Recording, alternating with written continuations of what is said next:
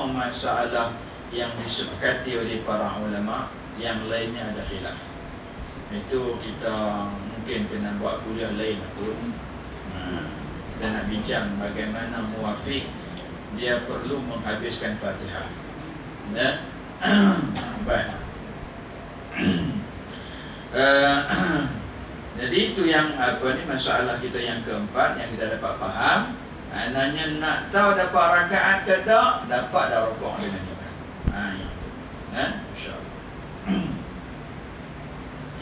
Baik, yang kelima, kata Imam Syafi'i rahimahullahu ta'ala anhu, dia kata seseorang itu janganlah rukuk di luar shaf, kerana perbuatan ini satu perbuatan yang makruh. Itu perbuatan yang makruh. Dalam mazhab Imam Syafi'i, seseorang yang melakukan ataupun membuat satu shaf sebelum shaf pertama itu cukup ataupun lengkap, shaf yang kedua itu dianggap makruh. Kita sembahyang bukan seorang, bahkan berdua, bertiga contohnya, sedangkan shaf hadapan itu masih tidak penuh, kita dikira telah melakukan perkara yang makruh di dalam ibadah sembahyang. Oleh itu, pastikan kita tengok shaf yang pertama dah penuh, barulah kita buat shaf yang kedua. Begitu juga yang ketiga, yang keempat, yang seterusnya. Ini kata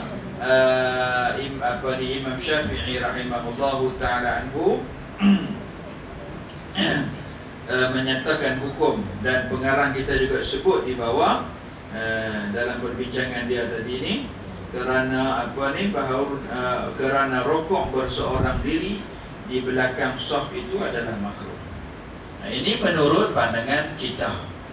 Sebahagian ulama berpandangan dengan pandangan bahawa orang yang sembahyang seorang diri di belakang shaf, sembahyangnya tidak sah. Tapi ini bukan mazhab Imam Syafi'i kita. Ini bukan mazhab kita lah. Ada pandangan ulama yang menyatakan tak sah sembahyang kalau seorang-seorang di belakang imam. Jadi bukan sekadar seorang aja, bahkan kalaulah dia melakukan ataupun membuat shaf yang lain, sedangkan shaf yang di hadapan itu tidak penuh, perbuatan itu juga dianggap makruh.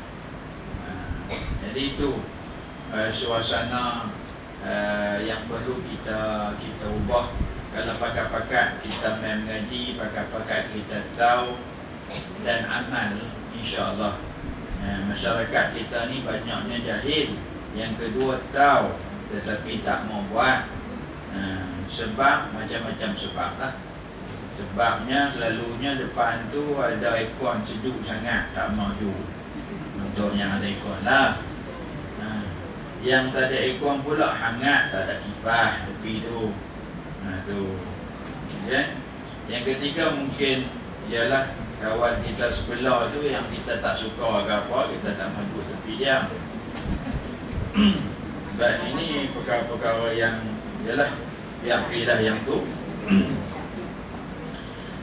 Itu berkenaan dengan dan Imam Bukhari rahimahullahu ta'ala anhu, Imam Bukhari telah meletak satu tajuk dalam bab ni. Tuan-tuan puan-puan rahimakumullah, Imam Bukhari ni, kalau tuan-tuan belajar dalam Sahih Bukhari, tajuk yang ditulis oleh Imam Bukhari di dalam satu-satu hadis itu menunjukkan itulah kefahaman Imam Bukhari tentang hadis tersebut.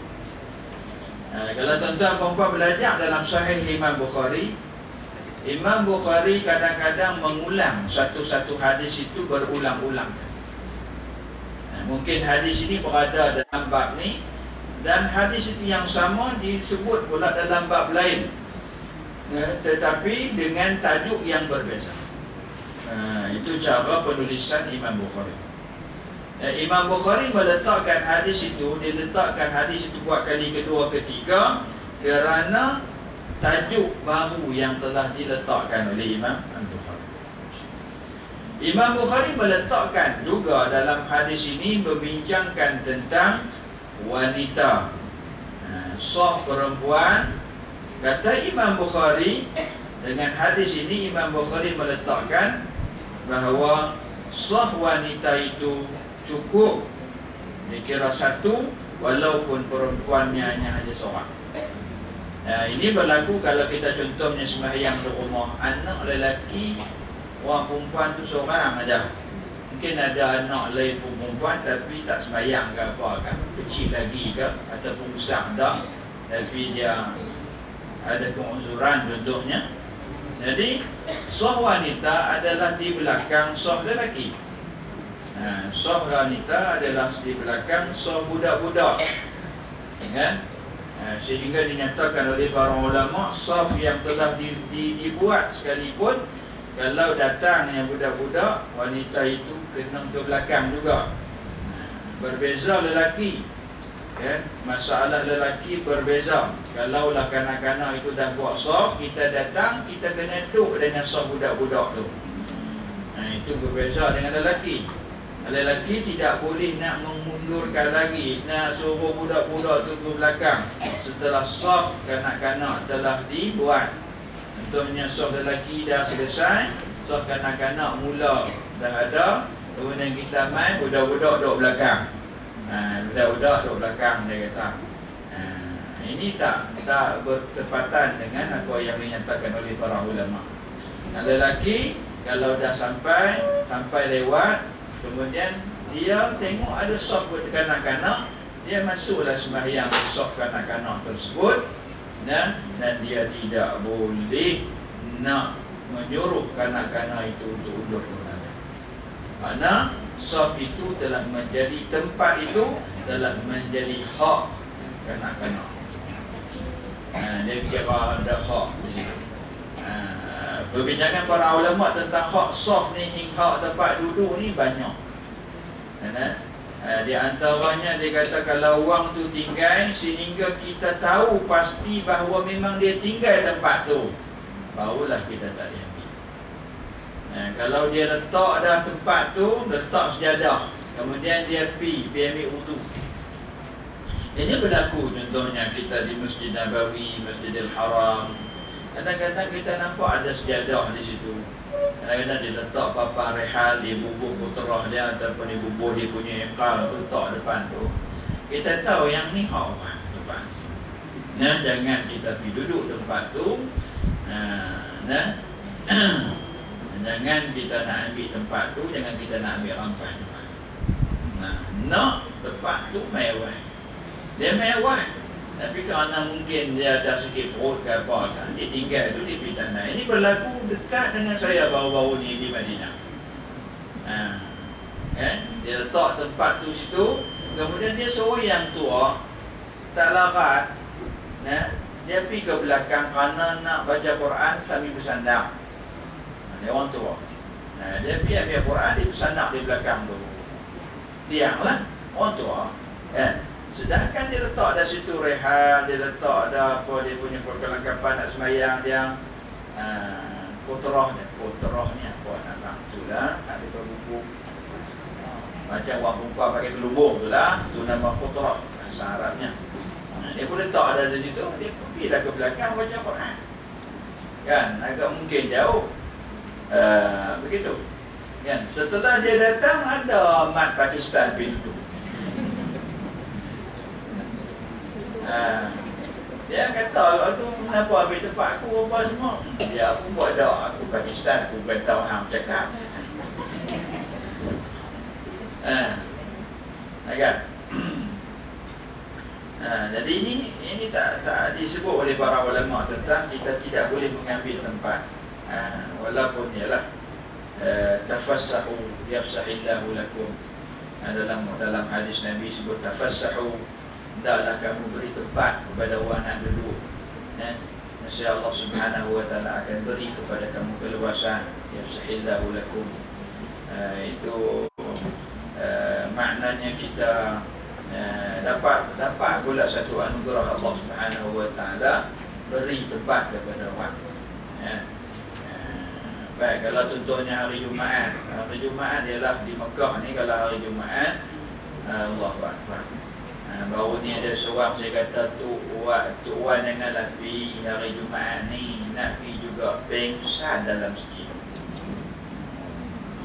Pengsan dalam masjid. Nasib baiklah ada 3-4 orang Arab, orang Mesir kalau tak salah sih, dia pergi jelum, dia bubuh ayat Zam-Zam, dia kata habis basah dia. Lepas tu dia bagi satu benda, dia kata ayat kuning, suruh saya hisap, dia kata bau dia. Apa nama dia pakai saya? Amonia ke amonia? Itu kan? Kalau tak salah saya lah, nama dia orang beritahu kat saya. Dia hisap-hisap tu, dia kata masuk dalam perut. Saya kata masuk dalam perut? Tak, dia kata dia punya bau tu masuk dalam perut dia lah. Masuk dalam buku, masuk dia kata, lepas tu bawa lapang, bawa nampak balik Kaabah. Dan tidak nampak gelap, tidak terus Kaabah. Nak pingsan. Nak pingsan. Itu dia. Dia tuan-tuan kalau pergi ni, tolonglah dengar nasihat tu ya. Tolonglah dengar nasihat. Baik. Macam-macam lah kes baru ni. Ada seorang tu hari-hari beli kasut. Hari-hari beli kasut, hilang kasut. Saya tak kata apa. Saya kata eloklah hilang kasut. Ada lah tu hikmah dia, abang itu lah. Tak mau lah kata. Ya. Ada seorang tu main sampai di Masjid Nabawi. Dia kata tu Masjid Nabawi kawan dia abang. Awak nampak macam tampak bentuk Kristian. Sudah, ni nak cerita. Dia cakap macam tu, Allah Akbar. Kan? Tak apalah, lepas 2 hari mungkin dia kata selalu saya mandi, dia kata kena rambut tu, kena mata, dia kata tu pedih shampoo tu, dia kata dalam sehari alergi semua, dia kata sihat lah. Ni sampai ke Mekah, mata tak nampak lah. Itu juga tengok lah. Pakai spek mata hitam. Saya bila jumpa awak kau, ni ustaz alergik ni selalu ni tak apa, tak tahu lah kali ni sebab kau. Lepas tu seorang tu yang main tu dengan adik bang dia beritahu, ustaz tahu tak yang ni pun. Tak apalah. Dia pun nak habaq lah suruh taubat lah apa sebagainya begini. Kau ada cerita ni, saya kata hampa tu saya cakap. Sekali lagi hampa main satu keluarga, balik sekali lagi ni tak cakap. Besar. Biar saya bercakap. Saya jadi doktor sana. Dia lepas zuhur je pergi tengok jemaah sakit apa semua, bawa ubat habis, ubat sesemua 50 biji habis. Oh, tu dia ambil terang semua. Lepas zuhur je turun tengok. Siapa ada sakit hari ni, batuk ke apa ke. Itulah ubat batuk, ubat sesemua, ubat demam yang kita bawa pun. Yang letak pergi. Itu saya kata kau macam ni, kau bubuh ayat Zam tak bubuh dah ustaz saya kata nanti dah saat nak habaq, jangan cepat-cepat. Jangan tak habis cakap lagi. Kau bubuh ayat Zam-Zam, saya kata bukan buka mata, buka cawan. Lepas tu kau tok depan, kau mayang hajat dulu. Kau mayang hajat, kau minta, ya Allah tak minta Allah sembuhkan ni apa semua. Ya, istighfar lah dulu banyak-banyak. Abang macam tu ya, tak abang kau, abang yang kau tengok Masjid Nabawi kata yang tu kau kena siap kata macam tu sekali lagi. Kan kita pun nak jaga juga dia pun. Kan, esok saya pergi ziarah. Pergi ziarah tengok muka, tengok alhamdulillah, awak ustaz lambat sangat abang. Ada habaq alergi kita ingatkan tak apa lah, ingatkan 2 hari dia baik lah.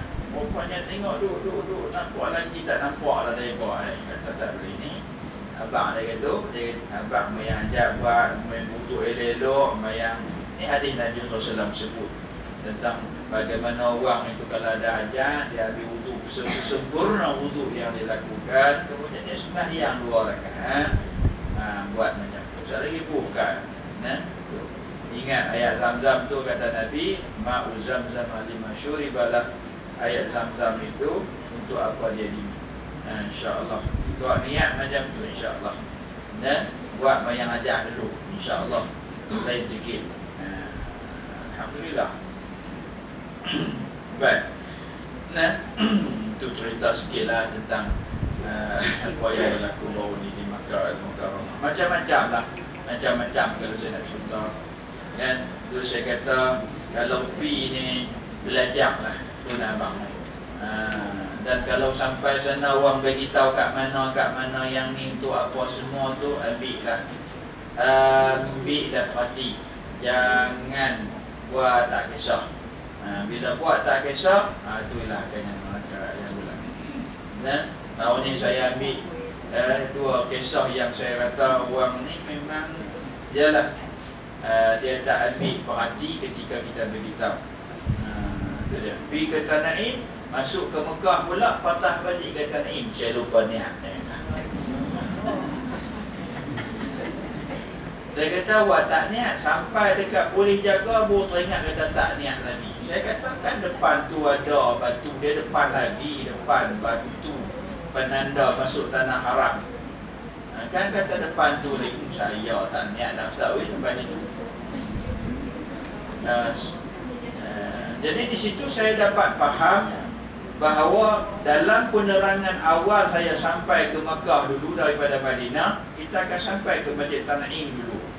Itu kebiasaan. Itu jalan menuju jalan Tanaim tu jalan Madinah orang bagi. Sampai di situ kita beritahu dah lepas di masjid ni dia ada tanda tu, yang tu masuk tanah haram, nak niat sebelum tu. Tapi itulah yang jadi. Saya faham daripada kejadian tersebut, kalau belajar orang bagi tahu tu, perhatilah. Perhati. Bila jadi kat kita macam tu, patah balik. Sampai di Mekah saya ajak masuk masjid, tak mau masuk. Saya kata nak sebab apa nak pergi Tanaim pula. Awak tadi tak niat. Kita sampai di masjid bawah abang. Ada seorang tu nasib dia tanya awak, saya tak niat Ustaz. Awak, saya terkencing kenakan ihram. Awak tak boleh niat ke? Dia tanya. Kan saya ajak dah. Itu dah cerita kali pertama mungkin kan. Dia kata sampai esok ni kita sampai kembali, kita kata sampai di masjid. Kita pun tak jauh duduk kita duduk dekat Hilton mau ni di Mekah. Bukan Hilton, dekat. Di belakang Hilton saya duduk mau ni. Dekat lah, belakang jam besar tu. Belakang jam besar tu. Jam besar tu belakang tu lah saya duduk. Memang dekat semua lah. Alhamdulillah mau ni. Jadi saya kata sampai tu baliklah tukar kain ihram. Tapi itu nak ceritanya, kalau jalan dalam pengajian kita perlu fokus lah. Kita kena ambil pandangan. Baik. Kita berbalik kepada perbincangan kita. Al-Imam Al-Bukhari rahimahullahu ta'ala anhu sebut tentang saf wanita, walaupun mereka seorang-seorang di belakang, ianya telah dikira sebagai satu saf. Jadi tak ada masalah bagi wanita. Berbanding lelaki yang kalau bersembahyang seorang, dia kena tarik orang depan. Maknanya penuh saf, dia nak duduk di belakang tak boleh, dia kena tarik. Kena tarik kawan di depan. Selepas takbiratul ihram, dia ada beberapa syarat. Di antaranya yang pertamanya, kita yang berada di belakang, orang lelaki lah, orang perempuan tak perlu. Orang lelaki yang datang, contohnya penuh dah saf, ini dinyatakan oleh ramai para ulama, di antaranya Imam Nawawi sendiri. Nah, Imam Nawawi kata kita bertakbiratul ihram dan kita tarik orang di hadapan tu. Ini kena takbir dulu. Mana apabila kita menarik mereka yang berada dalam shaf sedangkan kita tidak bertakbiratul ihram, kita telah mengeluarkan lelaki itu daripada shaf, dan ketika itu dia telah dikira setelah melakukan perkara makruh bersembahyang seorang diri di belakang. Ya. Ya. Nak tarik itu tak boleh, jauh sangat. Biasa kita ada lebih jaga. Ya. Mungkin bayar sampai baik. Kita sembahyang depan sikit. Kemudian kita barulah lepas takbir untuk ihram, barulah kita tarik dia. Tarik tu dekat jadi atau itu tak ada kisah. Kalau bolehnya kita pegang untuk kita tarik. Untuk itu nak menyatakan bahawa kita perlukan dia. Baik. Dia menakok tak? Yang ke belakang bawah tapak itu tak ada kisah mana-mana pun, tapi pastikan dia tidak melakukan pergerakan yang 3 kali berturut-turut. Itu sajalah. satu lagi kan, pada saf yang belakang tu tinggal satu slot lagi dah. Saf yang belakang tu tinggal satu slot. Lepas ke bawah kan. Tapi kita main 2. Jadi macam mana tu keadaan dia? So belakang kali. Contoh dia ada saf, kita dengan saf yang belakang tu. Okey. Dan tinggal untuk 1 orang. Tapi kita main 2. Okey. Jadi macam mana kita nak buat saf baru? Tapi nak buat saf baru, lepas tu ada yang kosong ni. Atau masuk depan, lepas tu kita baru salah seorang tu kena buat kita tadi dia. Baik. Kalau itu suasananya kita buatlah saf tu, dua terus di belakang. Kita buat terus di belakang. Jadi kalau kata para ulama, kita takbiratul ihram dulu. Ketika itu kita umpama Abi Bakrah. Kita yang takbiratul ihram itu kita seumpama Abi Bakrah dalam kes ini. Sama? Maknanya sembahyang seorang diri di belakang shaf, di luar shaf. Jadi perbuatan kita itu makruh. Biar kita yang tanggung makruh. Jangan kita tarik dia dulu. Bila dia tarik dulu, dia keluar tepi kita baru takbir, dia yang makruh, kita tak makruh.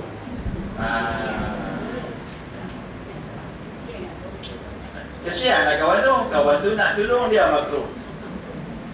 Jadi para ulama menjelaskan adabnya. Di antaranya dinyatakan dalam kitab Al-Qaulul Tam, dalam terjemahan bahasa kita, masalah Imam Makmum, yang mungkin ada tuan-tuan perempuan belajar di masjid. Di antaranya Ustaz mana mengajar di sekolah di Masjid Seri Ampangan, kitab masalah Imam Makmum tu. Ada seorang Ustaz mengajar di situ. Kitab tu, dalam kitab itu di antaranya ada dinyatakan, pertama sekali kita bertakbiratul ihram dahulu dan baru kita tarik orang tu. Yang keduanya, orang yang kita tarik itu ialah orang yang memang tahu adab. Adabnya. Tarik-tarik dia dah mau keluar.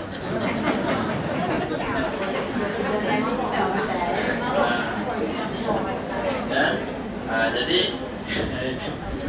itu suasana dia.